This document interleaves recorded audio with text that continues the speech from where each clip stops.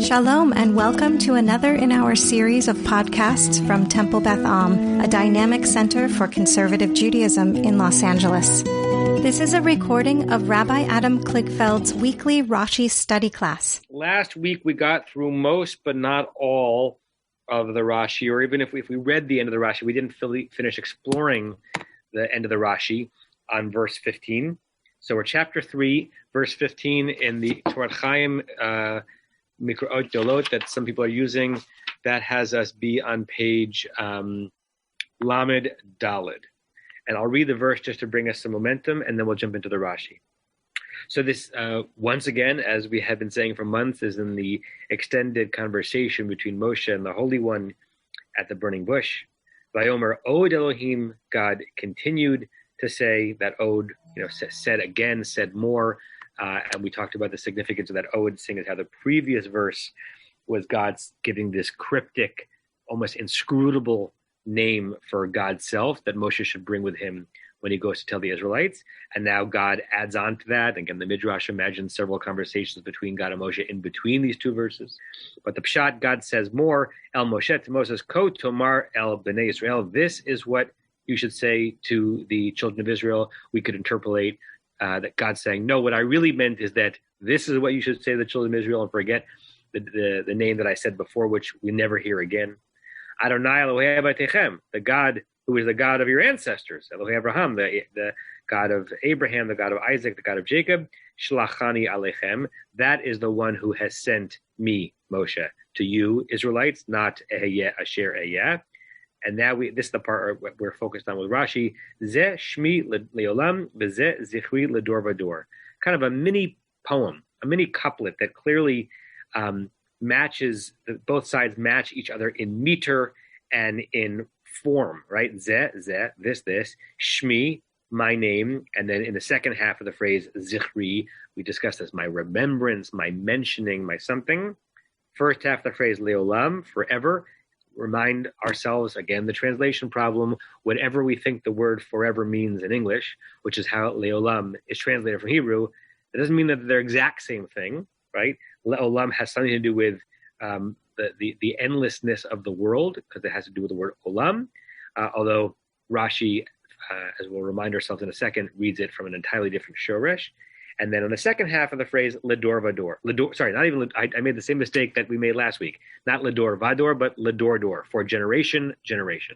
So what's going on in that predicate of the sentence? The predicate itself has a part A and a part B. They seem to mirror one another. They seem to reinforce one another. Is it pure poetry, right? If we read the Torah as pure poetry, we would allow for redundancy for emphasis. But the Midrash actually thinks of the Torah as ecstatic, but not poetic, such that it's not emphasis for emphasis' sake. There's got to be something else going on. And whatever Shmi is, my name, is different than Zichri, my remembrance or my mentioning.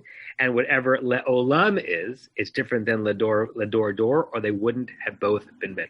That's kind of where we got to. I want to quickly go through the Rashi and then get to the part that I want to focus on, because again, I think we read it last week, but I'm not sure we finished discussing it. So the Rashi, the first Rashi, I think Sue was reading it last week, was that Le'olam, the word that we render as forever, is chaser vav, without a vav. It's not the full vav for the O sound of olam. It doesn't change the pronunciation. It doesn't change it from a long vowel to a short vowel. It's just the vav is not there, and that is a opening for a drash. Lomar, to tell you that this root here is not olam, world, but elem, ayin, lamed mem, meaning to conceal. Ha'alimehu, conceal it from them, Moshe. This is my name, conceal it. Zeh shemi le'alem, for you not to share. Shalo yikra yikare kichtavo, that it not be said out loud as it is written. From here, we get the notion of looking at the letters Yud, Hey, Vav, Hey, and pronouncing it as Adonai. We're all still in my synopsis of what we did last week. V'zeh zichri, Rashi says, and when the Torah says, this is my remembrance, this is how I should be recalled, limdo he'ach nikra, God taught Moshe how the name should actually be pronounced, not how the Tetragrammaton should be pronounced by the high priest on Yom Kippur in the Holy of Holies, but how Jews should refer to God, right? V'chein David hu omer. And this is what David said, Adonai Shimcha Leolam, Adonai Zichrecha Ledor Dor. This is your name forever, and this is your mentioning from generation to generation. So I want you to look at that verse in situ. Let me pull it up.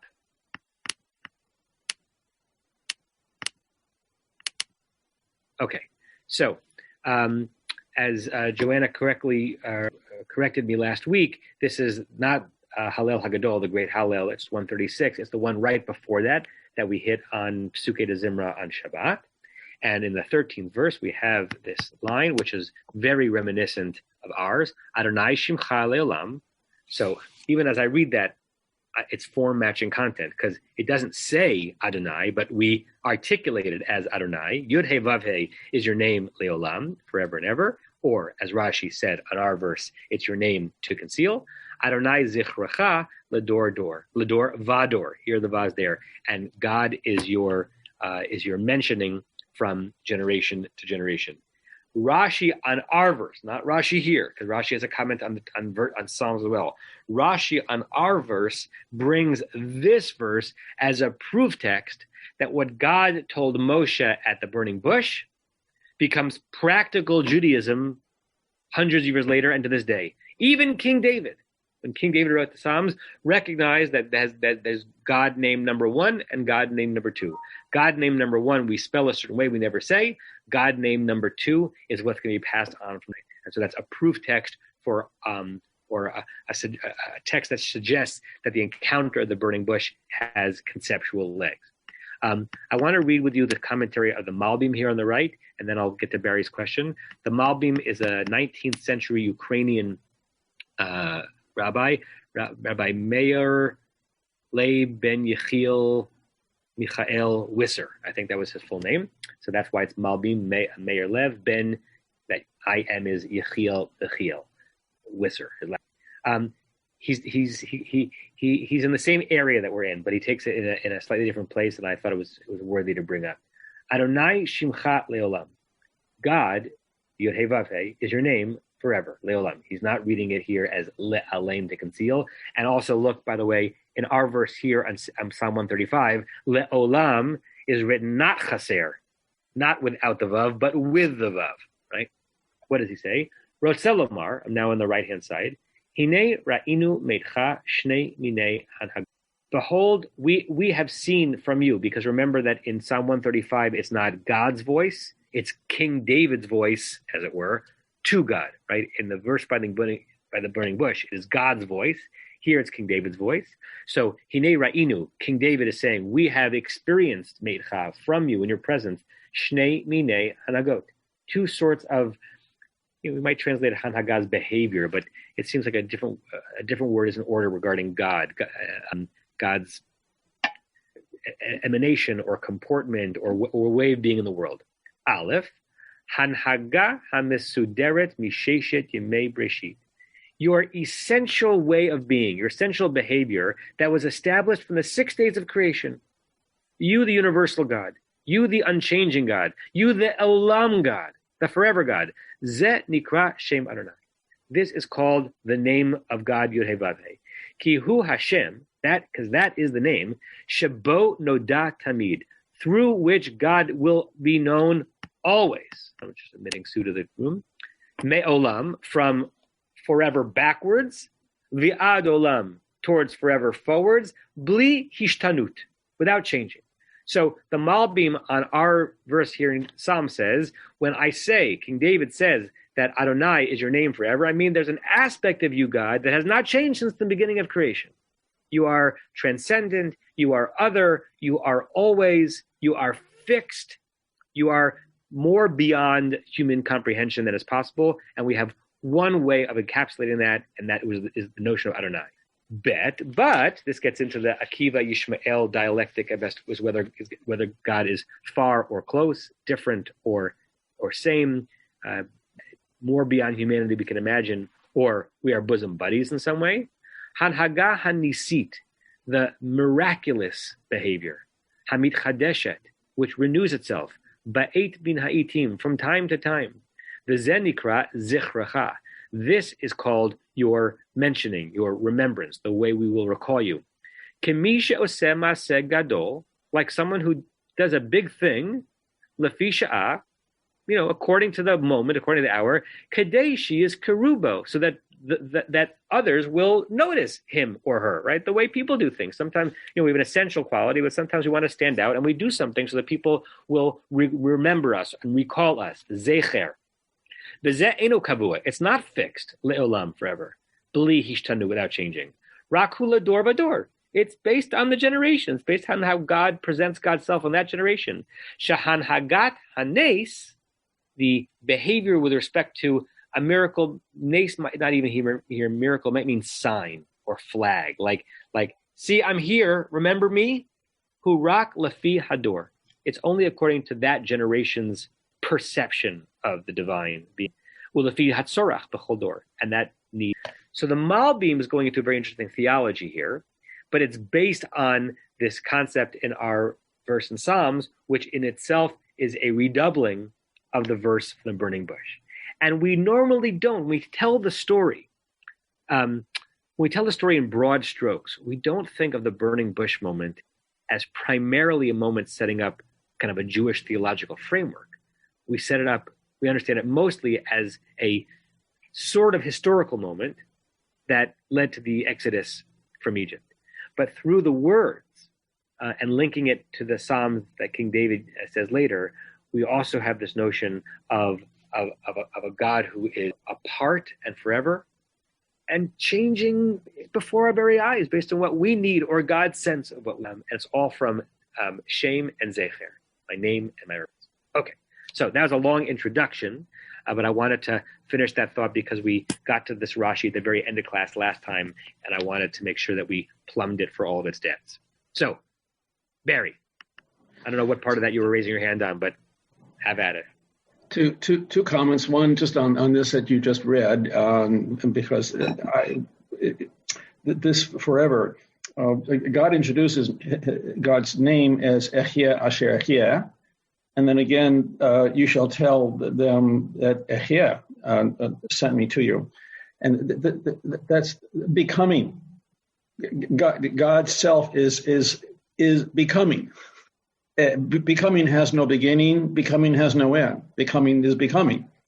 But reading what you just read just now puts us more into reality. This becoming is in a reality always real in the current mode. Whatever the current mode is, that's the becoming. Yes, and I think it's always real.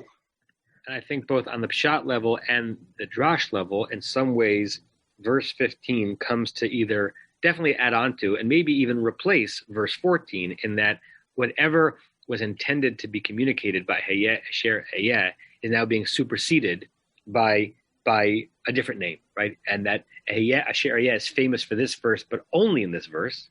And then Adonai becomes the dominant way in which we think of God. But as you just noted, that what we pronounce as Adonai is spelled in the letters with the same basic shoresh as Ehyeh Asher Ehyeh, right? It's some working over of the Hebrew verb to be, which is a very strange Hebrew verb because for the most part it doesn't operate in the presence. So Yud Hey Vav Hey, to the best we can guess, and it's just a guess, is some playing around with the letters and the meaning of Ehyeh Asher Ehyeh. And then going backward, it goes back to the very beginning of becoming, when God first becomes. Yes. Now, the other comment I want to make is that there are like 2.5 pages of footnotes here with some diagrams. Do we just skip this whole thing? Well, when we come back to the Torah and study Ibn Ezra's commentary word for word, we'll do all of it. But yes, Ibn Ezra in particular goes pretty nuts here, and you could probably spend a semester studying just that, and then go back and try to understand it the second time. But yes, we're not going to focus on it, but I encourage you to.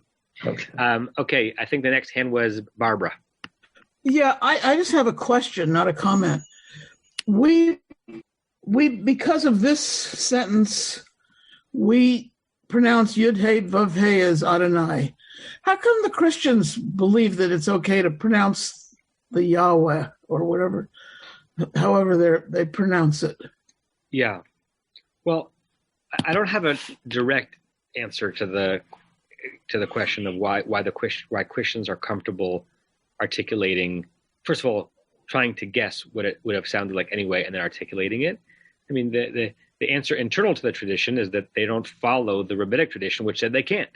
Right? Rashi is quoting a rabbinic tradition, the very rabbinic tradition against which early Christianity was rebelling, and that's just the case, and jettisoning. That's the tradition that produces these commentaries. So there's nothing in the Torah that says you can't pronounce these words, right? There's nothing in the Bible that says it. We're reading into the lyricism of this verse. So if your relationship with the text of Scripture is simply how it appears and not the rabbinic overlay on it, then there's no reason not to do it. It doesn't guarantee that you're pronouncing it the way it's supposed to be pronounced, but it is the case that if you look at the vowels under the Yud Hey Vav Hey, what gets rendered as Jehovah, as in Jehovah's Witnesses, is some attempt at making sense of that relationship between the consonants and the.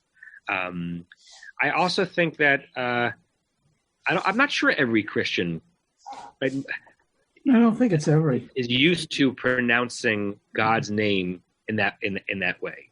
I think, and also probably changes from language to language, right? So it's not ubiquitous that Christians will try to articulate out the way Yud Hey Vav Hey with its vowel should have been. Joanna and then Joel.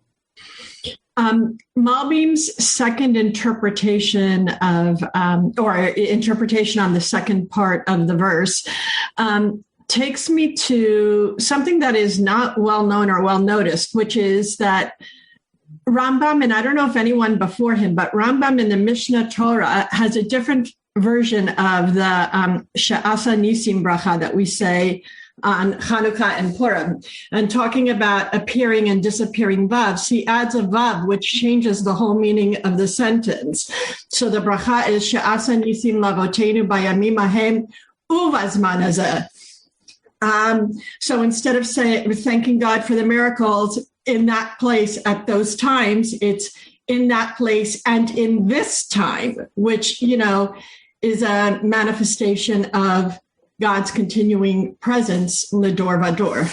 Yeah, great, Joanna. And if I'm remembering this quote unquote controversy properly, when Sim Shalom got produced, they put the U back in there, which some traditionalists thought was, sacrilegious, because the notion was that that the Al Hanisim was just supposed to be referring to that miraculous era and not suggesting that we have any sense of God's miracles in this generation. And the controversy was interesting because even though Rambam's version of it did not become commonplace, at least amongst Ashkenazi Sidurim, right?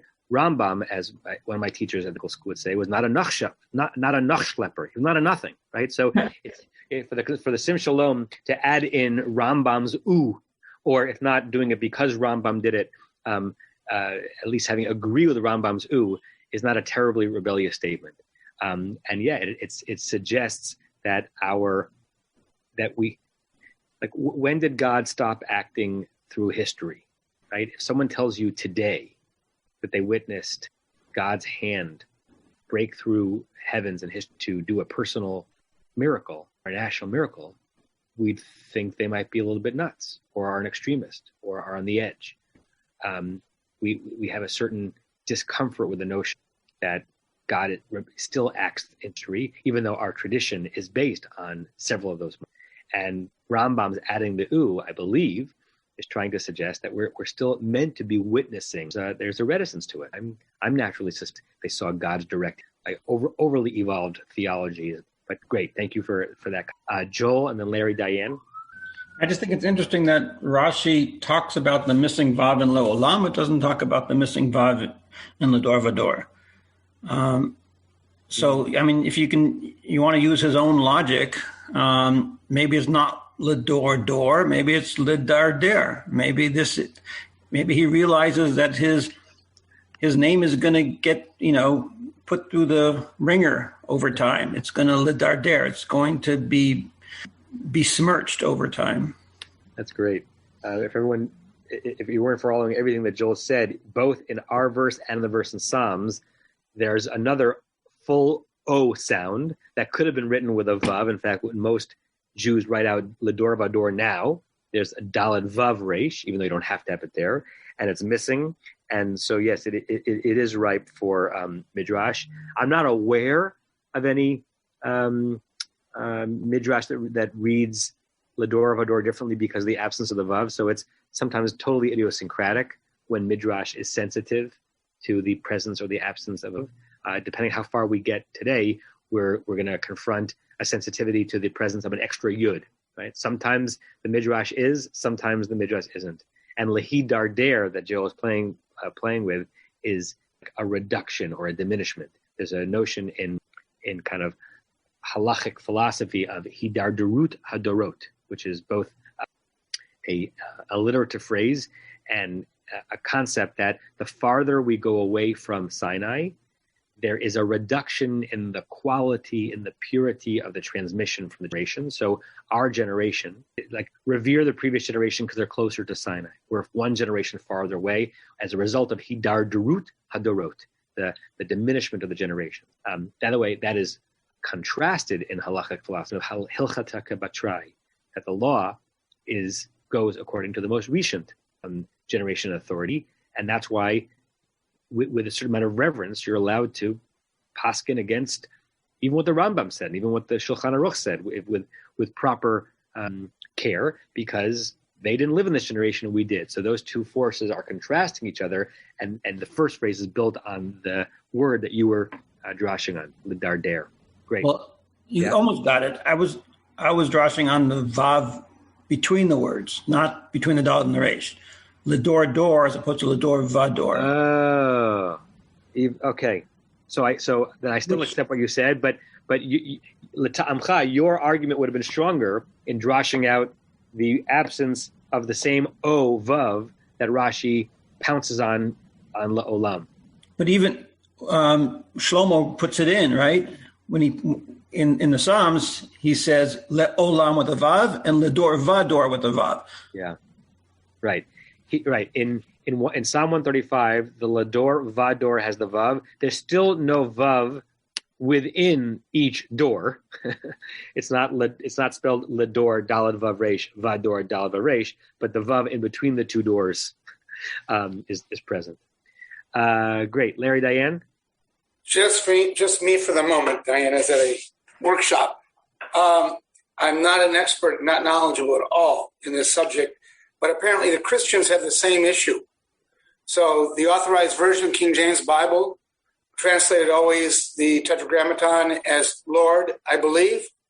But there have been some more recent new versions which have taken that and they've translated the Tetragrammaton as Jehovah. And there's all sorts of questions about what Jesus supposedly meant when he's quoted by the apostles, especially Matthew. In 6:9, where he says, "This is how you shall pray. This is how you should pray. Our Father in heaven, hallowed be your name." What name? And I don't know. I haven't even looked. I assume that Matthew was written in Greek. Nobody knows? Somebody knows? Not Aramaic? Maybe. I don't know. I could look it up too. But I should know that, and I'm embarrassed that I don't. But I don't know it. I don't know why you'd be embarrassed. I'm embarrassed that I haven't study any of the Christian texts more. But that whole question about how the Christians have taken the whole concept of the name is, I think, quite interesting. But it appears to me, just from my casual reading, that they also took very seriously early on the precaution about what name to use for God, in addition to the question as who God was, but different issue. So that very notion, Larry, is lampooned beautifully and hysterically in a short but delicious scene in Monty Python's Life of Brian.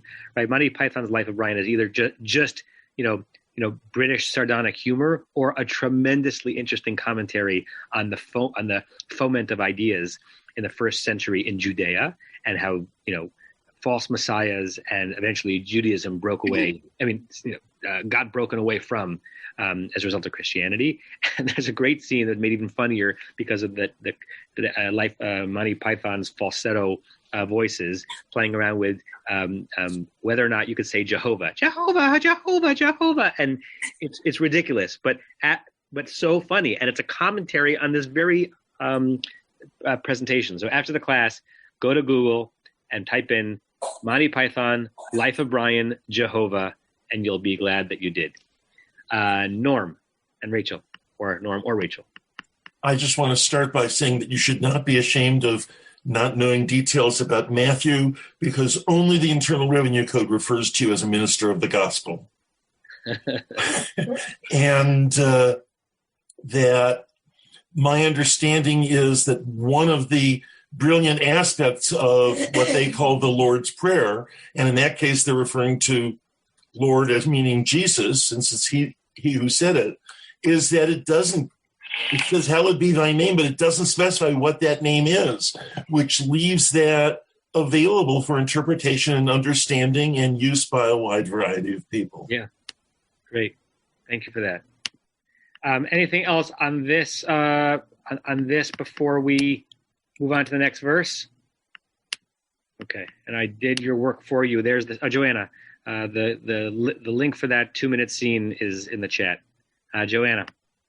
It's funny, like the things that come back to me that I remember and the things that you forget. But there's a Rashi on just after the flood, when it's Genesis 9 verse 12, where the word dorot is also written defective. And it's, I just pulled it up. I can read the Rashi, but it's a reflection of the defectiveness of the generations. The word lidorot for generations is written defective without the vav, implying that the sign will be necessary only for such generations that are defective in faith, because there will be some generations will require no sign, since they were completely righteous, such as the generation of Hezekiah, King Judah, and the generation of Rabbi Shimon Bar Yochai, which is sort of interesting what, he picks as the perfectly righteous generations. But just that perhaps he doesn't comment on it here because he addressed the question earlier.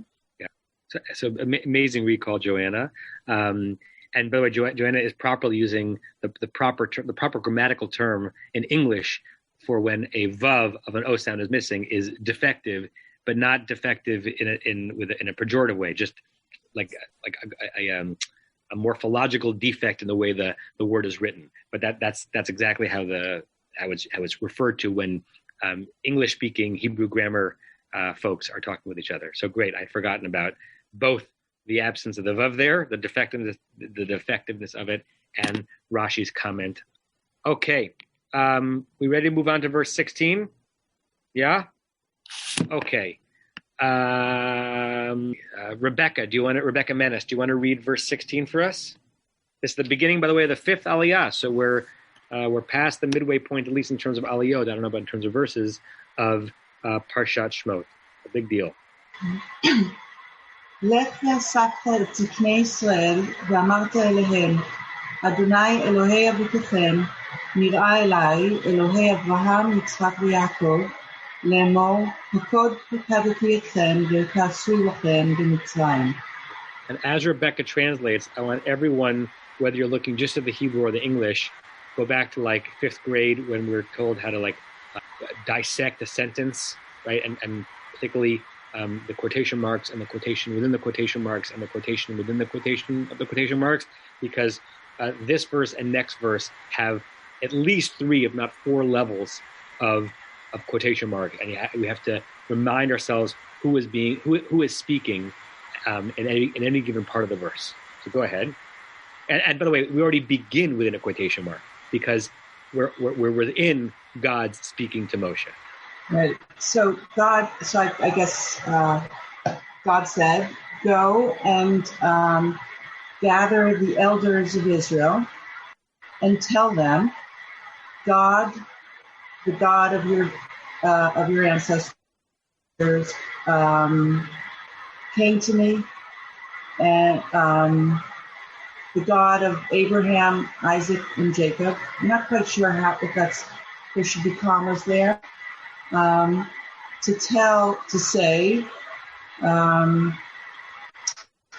would say, I noticed you, maybe. I'm not sure, though, if that would be the correct translation here. Yeah, I guess I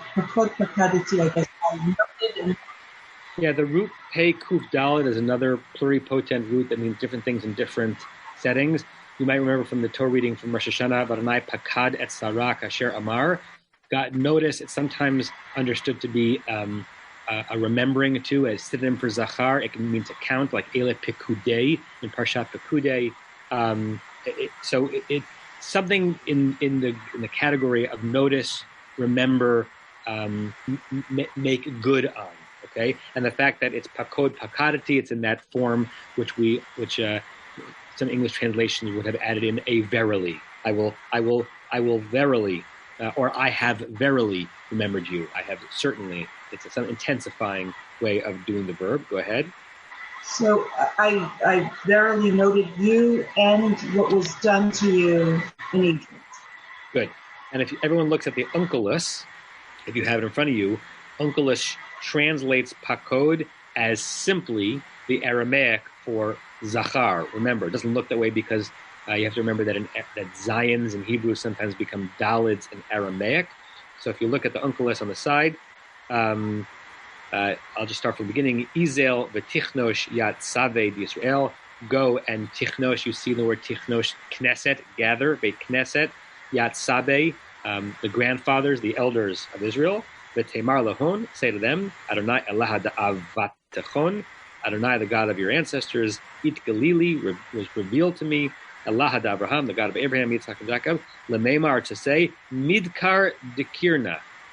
Change the dalid to a Zion, and you have the Mizchar Zachirna. I have certainly remembered. So Onkelos is saying of all the things that pakod could mean, here it's quote unquote simply a remembering.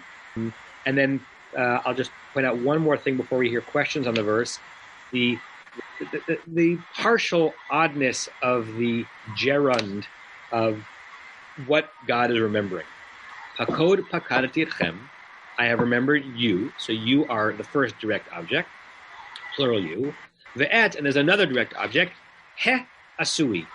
It's so hard to do into English. The doing. We know what it means, what has been done, but it doesn't say what has been done. It's the ing, the gerund of the verb asod, the doing to you in Egypt. We know what it means, how you've been treated in Egypt, but why it's phrased that way is not 100% clear. I'll just share with you Everett Fox's translation of it. Go gather the elders of Israel and say to them, the God of your fathers has been seen by me. Keeps it in the passive tense, nere Eli. The God of Abraham, of Yitzchak, of Yaakov, saying, I have taken account. Yes, account. That's how Everett Fox always does the verily. He adds in a yes in between the verb forms. I have taken account. Yes, account. And by the way, in parentheses, he's going different than Onkelos. Onkelos says this is just remember. Taking account is playing with the fact that the verb leaf code is also the verb for a census, right? So I've on an actuarial level, I've taken account of you and of what is being done to you in Egypt. What is being done is how Asui is rendered. It's not 100% easy to do it. So let's hear some questions or comments on this, and then I'd like to see some alternate translations. Sue's hand was the first one up. Well, this would be a much more effective comment if I had a memory that worked better. But we've had pakod pakadati before, or pakod poked, and I can't remember whether it was when Joseph came back to Pharaoh. We've had it like that. The pakod poked is comes up, more than once, and it's sort of stand up and be counted or accounted for and that kind of thing. And we've already seen it somewhere in our studies. Yes, and I think Larry just produced where it's from. So the end of Breshit. Larry, do you want to comment on that since you just put that in there? Sorry. I don't want to cut off. I don't want to cut off Sue, but I was also taken with the repetition of the word, and I remembered that we talked about this before. And then I saw that Aryeh Kaplan actually made the reference to that. and Rashi, and not to give away the store, Rashi is about to. So, Sue, your memory is like 96% as good as Rashi's, which is pretty good because you knew it was recent and Rashi just gave you the footnote. Or is about to. Go ahead, Larry. Well, I don't know if you want to jump to translations because I've got 3 of them. Let's do it. Let's do that, and then we'll get to Elon and Barry. And they're all different. So I'll start with the Art Scroll. Oops, wrong place. There we go. The Art Scroll says, go and gather the elders of Israel and say to them, Hashem, I will simply note that that's how the Art Scroll deals with, obviously, the Tetragrammaton. The God of your forefathers has appeared to me, the God of Abraham, Isaac, and Jacob, saying, I have surely remembered you and what is done to you in Egypt. So for them, it's remember, and it's present tense, what is done. Right. What is done, and versus Everett Fox's was what is being done. So similar, playing with the present tense, because it is. Asui is the present tense gerund of la'asot. Right? Although it's even hard to make sense of that because la'asot is an infinitive, which has no tense, right? And I suppose, at least in English, in Hebrew, the formal gerund created from the infinitive is not tense specific. It's just the notion of the doing of the action that can theoretically could have been done, could be being done right now, or might be done in the future. So far, the 2 of them are doubling down on the present tenseness of. Okay. And so is altar. So altar says the Lord God of your father. Gather the elders of Israel and say to them, the Lord God of your fathers has appeared to me, the God of Abraham, Isaac, and Jacob, saying, I have surely marked what is done to you in Egypt. So is the present tense, the second part is the same, but he uses, I have surely marked.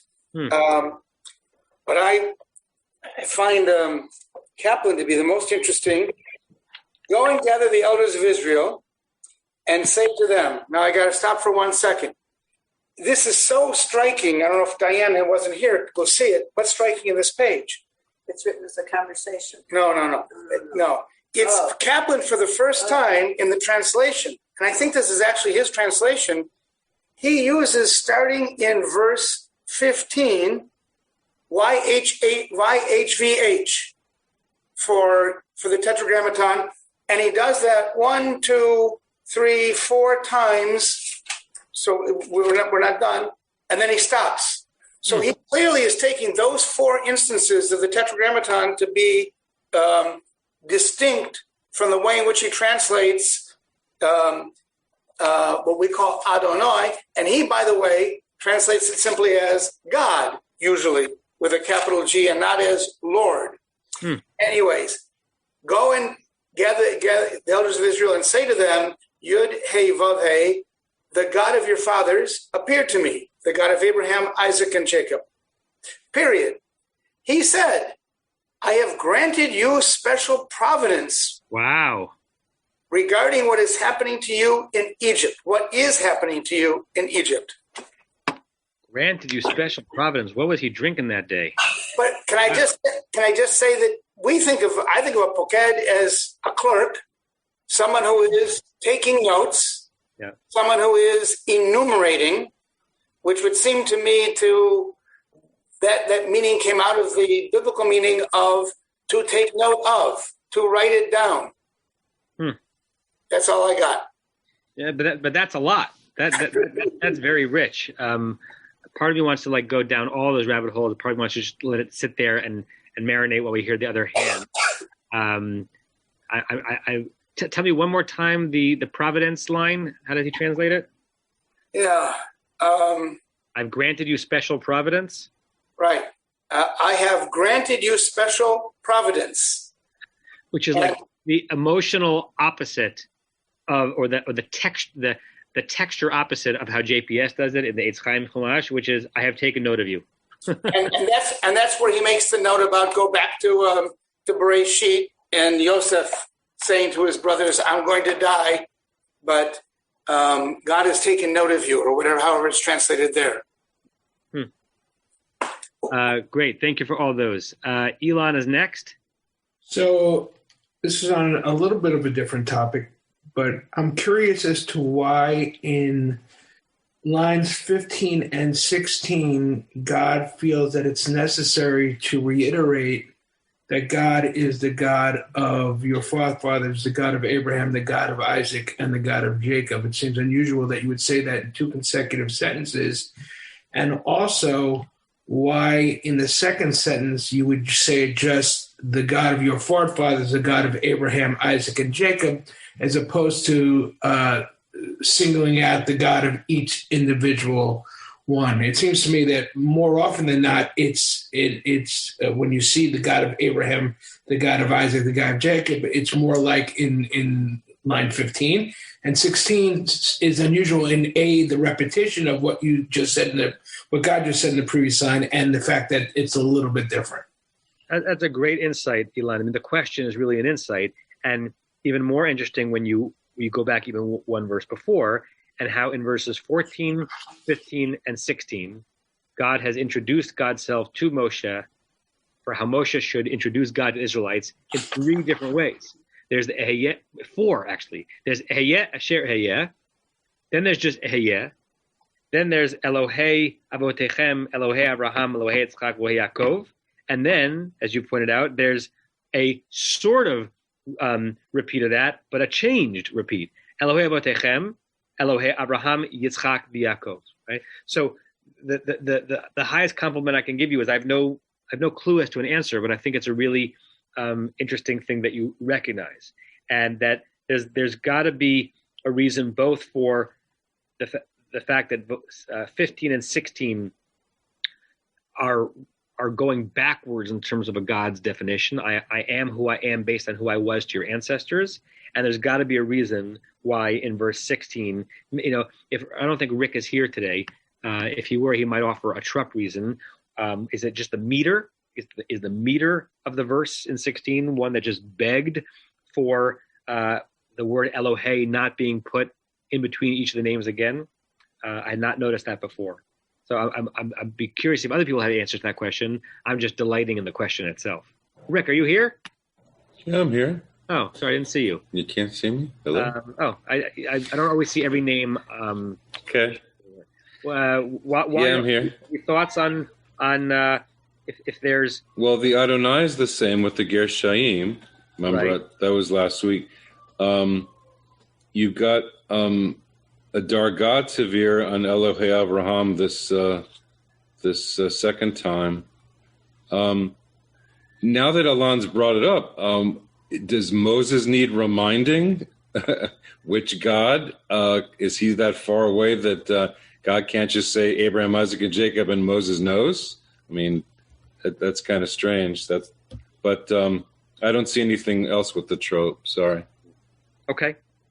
Great. Excellent question. A lot of hands. Wonderful. Let's start with Tova. Haven't heard from you yet today. I was actually going to touch on the same thing that Elon did, though he went into greater depth than I'd planned to. But what struck me when I was looking at it was it suggests that perhaps what God was saying in the previous verse was the name you should say for me is Adonai Elohei Avotechem. That's my name, because the second time when he uses this, that's what's used. That's the name that he uses, and that the part that comes after is not actually part of his name. Now, I know there's a lot of drashot about the difference between Elohei Avraham, Elohei Yitzchak, and Elohei Avraham, Yitzchak, Yaakov. But that's what struck me when I was looking at it. The other thing on the trope, actually, I was just noticing when I was thinking, okay, if Avotei Adonai Elohei Avotechem is the actual name, then when they give the ancestors in our current verse, the trope has Elohei Avraham, so that gets a lot of covered, so to speak, and then it's Yitzchak v'Yaakov, then ordinary trope for the rest. So there's a certain giving a primacy to Avraham. I thought that was interesting. And finally,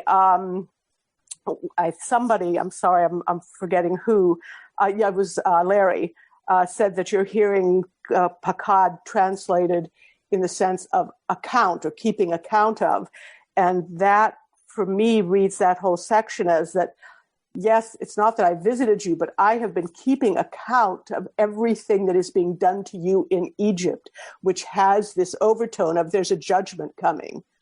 I have been keeping account. Great, Tova. On that last comment, right, there's something antiseptic and impersonal about thinking about counting in an actuarial, keeping track of ciphers, or it's very intimate. Like I'm tracking every single one of you, right? There are a lot of midrashim on Parshat Bamidbar, and midrashim that are, I think, pushing against our being bored by the parsha. Like, why do we have to hear God's every single name and every single number, every single tribe? And it's a way in the midrash of presenting God as the God who cares about every Israelite, like a shepherd counting his flock, or a Tevye counting his daughter. This is mine, this is mine, this is mine, this is mine, this is mine, this is not mine, right?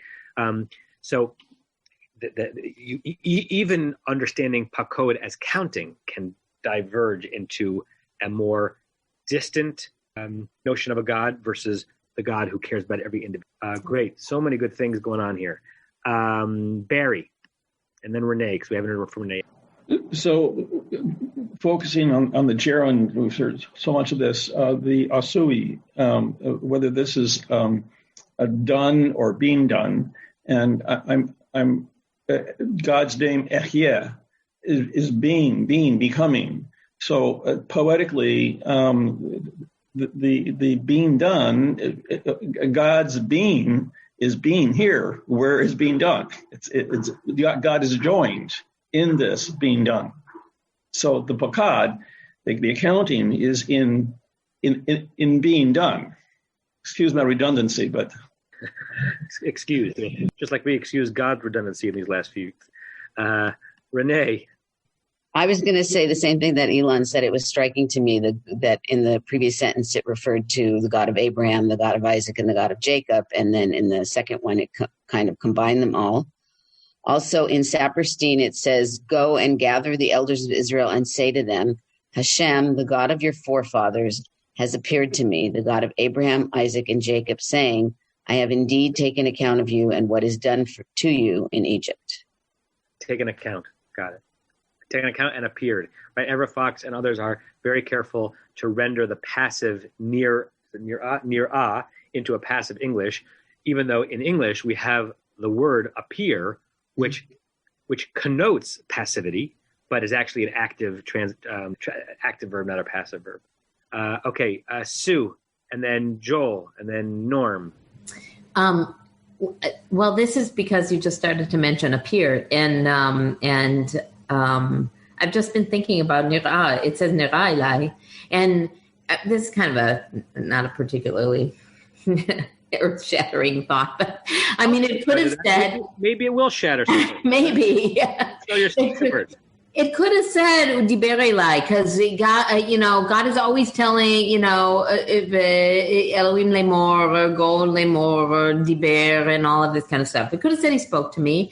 It could have said ba'elai, like angels ba'elav, just came to me. But it's really specifically says nir'a elai. I saw it with my own eyes, and I think that there's just that's, obviously the burning bush is something that he physically saw, but he also heard and he felt, and we know that it was, multiple senses involved. But God wanted for sure to him, go tell the Israelites. I saw it. I saw it with my eyes. I didn't just hear it. I didn't just dream it. It didn't come to me. I saw this. Earth shattering. Before we get to the comments, I want to just go back to something I'd said as Rebecca was translating, and that is to keep track of the quotation marks, because I think it's really interesting. We begin verse 16 in a quotation mark. God is speaking. Lech v'asata, gather the elders, ve'amarta lehem. Okay, so now we're at the single, there's a double quotation mark. Now we're in the single, because this is what you should say to them, that the God of your forefathers has appeared to me, saying, now we're back to the third level, which I think in proper grammar, you go back to the double quotation marks. And if you look ahead, verse 17, which is still within the phrase, has yet another one. And say to them that I will say, va'omar, that I declare. So by the time we get to the second word of the next verse, I believe we're in the fourth level of a quotation mark. And to graph it would be very interesting. And sometimes you just get lost in that when you're laning it, you're hearing it laned. How many things are being quoted of someone who's going to or someone who has said something? Joel, Norm, Joanna, and then we might be out of time. I just wanted to respond to Elon's question. And if this is like a brainstorming session between Moshe and God about what to call him. So they're going back and forth and they're tossing around different ideas. And he says, Elohei Avraham, Elohei Yitzchak, Elohei Yaakov. And Moshe says, well, okay, I understand that you're one God, but these people don't understand monotheism yet. They may think that this is three different people, three different gods coming together like the Avengers to rescue them. So better just say Elohei Avraham, Yitzchak, Yaakov. I love that answer, Joel. I love that answer. Great. Particularly that answer to me is strengthened in the fact that Elohei is already a plurality, right? Because Elohei is grammatically the gods of. So I'm not going to at least have it be the gods of Abraham, the gods of Isaac, the God of Jacob, but the gods of Abraham, Isaac, and Jacob. That's a lovely and sensitive read. Thank you for that. Norm or Rachel? Two little things. First, I want to give you Zilberman and Rosenbaum's translation of that phrase at the end. It is, I have surely visited you and seen that which is done to you in Egypt. And my theory about why we seemingly have the repetition of Abraham, Tzachi, and Yanko is that we are a stubborn and stiff-necked people. And if he wants to inculcate us with the concept that this is who he is, he wants it repeated, not just said once, but repeated so that we will grow to understand and accept it. Well, you know him as well as you do. You can call him Yanko. Joanna. Ibn Ezra addresses why the missing Elohei before, why we don't have Elohei before Yitzchak and Yaakov, and perhaps also why a more elongated fancy trope for Elohei Abraham, in that he sees this as a reminder that the covenant to get the land was made with Abraham. So extra special emphasis on Abraham because the original covenant was made with him. And then, yes, it was renewed with Yitzchak and Yaakov, but just to take us back to when the land was first promised to us. Is that, I didn't see that. Is that within his 5-column commentary? Is it somewhere in there? Ibn Ezra? It's Ibn Ezra on this very verse. Huh. Okay, I'll have to look at that. Oh, yeah, there it is. Okay, good. And to go back to something that Rick was saying, on both verses, Abraham gets primacy. And the first verse, he gets the Kadma v'Yazla, which is grand. Elohei Abraham. And then Yitzchak gets like a slightly lower one. Elohei Yitzchak. And poor Yaakov just gets that Tipcha, the most boring trip ever. Sorry, Rug. Elohei Yaakov. It's just like a filler.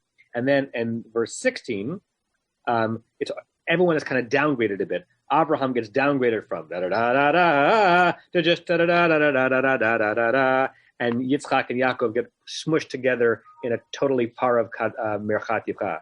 Yitzchak v'Yaakov le'mor.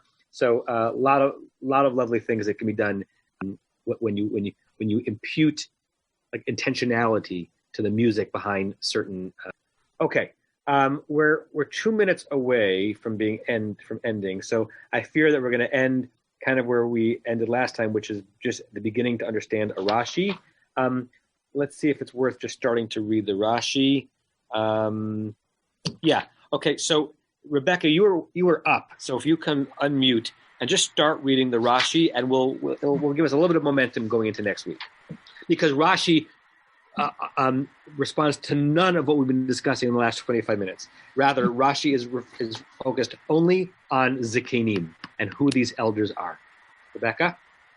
את זקני ישראל מיוחדים לישיבה. מיוחדים, I guess, specially selected for either study or meeting, or dedicated to yeshiva. Could be either studying in yeshiva or a meeting or sitting, but I assume it's not sitting.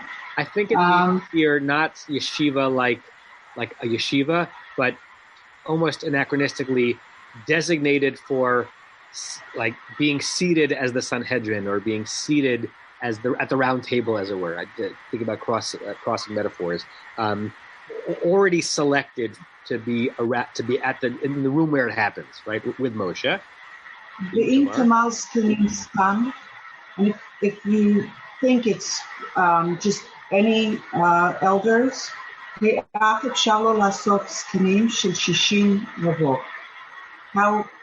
could he gather, I guess, 60,000 elders?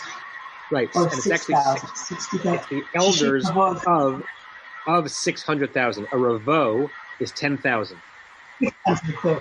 Number, right. It's a number.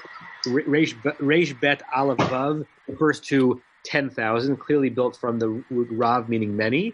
So shishim, 60 times 10,000 is 600,000. That's the midrashic number of how many people who left Egypt, maybe the number of men who left Egypt. And so the question is, if you say these were not a pre-selected group of Zikanim, but just all the old folks, how is it possible that Moshe gathered of the 600,000 people who are there? That's a lot of old folks. It's got to be a smaller group than that. When we come back this next week, what the question I want us to think about is, like, what's the point, Rashi? I understand what you're saying, but why are you saying what you're saying? I understand what your like technical problem in the verses, but how does it change our understanding of the moment of what God is asking Moshe to do to these elders, that we are talking about a pre-designated group as opposed to just a random collection of all of the veterans who are about to leave Egypt? And we'll kind of start with that question tomorrow or next week, and then it's in the next verse that Sue's memory will be validated, because it's Rashi on the next verse who brings up Joseph and what is Yuskel and Yankel's referencing of Pakod Yivkod. You have been listening to another in our series of podcasts from Temple Beth Am, a dynamic center for conservative Judaism in Los Angeles. If you enjoy these podcasts, we invite you to write a review on the Apple Podcast site or wherever you get your podcasts. For more information about Temple Beth Am Los Angeles, go to tbala.org.